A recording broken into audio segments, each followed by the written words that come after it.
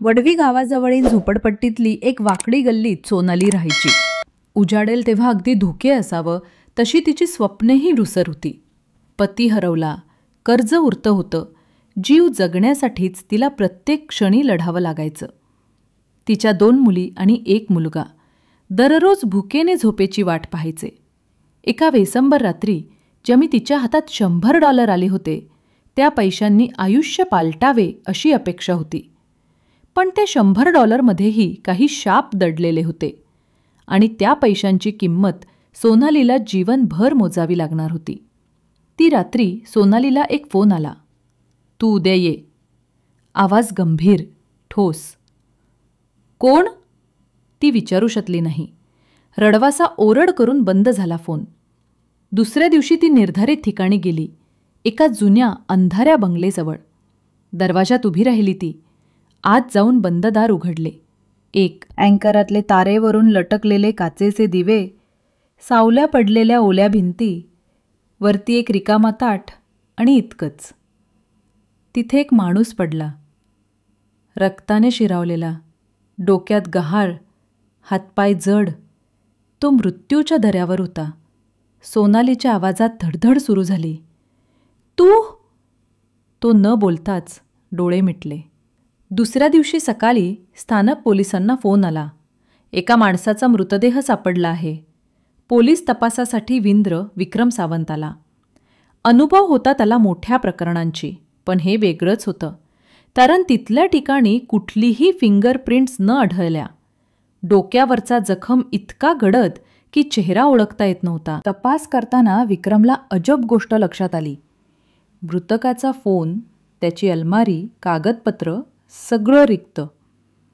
पण जे पेक्षा जास्त धडपड निर्माण केली ती एका तुकड्या नोटीवर लिहिलेली $100ची किंमत, जिचा अर्थ काही समजू शकत नाही. थोड्याच वेळात पोलिसांनी सोनालीला संशयित म्हणून ताब्यात घेतलं. "तात्काळ स्पष्टीकरण द्या," विक्रमने विचारले. पण सोनालीचा जड काळजाचा आवाज, तिचे हादरते हात आणि अश्रूंची ओढ, हे सगळं एवढं काही सांगत होतं की ती काहीतरी लपवत होती. पण काय? सोनालीने सांगितलं. ती रोज रस्त्यावर पैसे शोधायची, कपडे धुणं, भाड्याचे काम करायची. पण काही दिवसांपूर्वी तिला ओळख एक अनजान माणूस झाला. $100 देईन, तो म्हणाला. ती एक रात्री. काहीही विचारू नको. आवाजात घाबरटपणा होता. पण गरबेपणाने ती ओळख नसलेल्या त्या माणसाकडे गेली. तो शांत, नम्र, पण त्या सौद्यात काहीतरी अंधार होते. सोनालीला ठाऊक नव्हतं की ती गुन्ह्यावर उभी राहिलेली आहे. विक्रमने गुन्ह्याचा सखोल तपास सुरू केला. मृतकाचा परिचय शोधला. नाव होतं अमोल देशमुख. पण तो सामान्य नागरिक नव्हता. त्याला अक्सर अज्ञात कामांसाठी पैसे मिळायचे. त्याचे वित्तीय व्यवहार अंधारमान होते. जातीने तपासात समोर आला शेखर भोसले, एक बळीदार गुन्हेगारी टोळीचा सर. तो पुरुषांना, महिलांना, मुलांना वाळवून ठेवणाऱ्या सेक्स ट्रॅफिकिंगचा शाब्दिक अर्थ होता. माथारी शरीर संबंध हे त्याचे क्रियाकलाप होते. गरीब स्त्रियांना फसवून दबावाखाली जबरदस्तीने व सेवा देण्यास भाग पाडणे. त्या ट्रॅफिकिंगच्या जाळ्यात सोनाली, अनेक अनोळखी नावे आणि अमोल सगळे गुंतले होते. विक्रमला हे समजले की अमोलने शेखरला धोका निर्माण केला होता.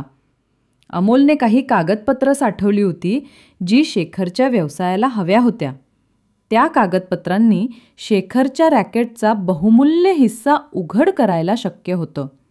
म्हणून शेखरने अमोलला गुप्तपणे संपवले आणि त्या रात्रीनंतर सोनालीवर धाव घेतली.